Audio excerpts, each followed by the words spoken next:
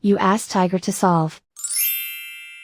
This deals with linear equations with one unknown.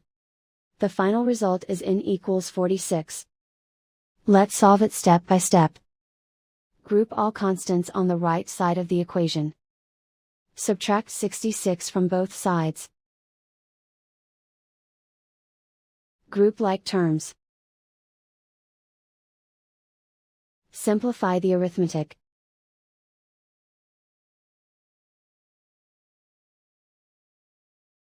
Convert the n into a positive number. Multiply both sides by -1.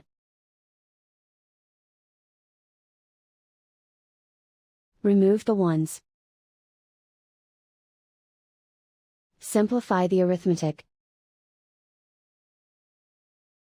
And so the final result is n equals 46.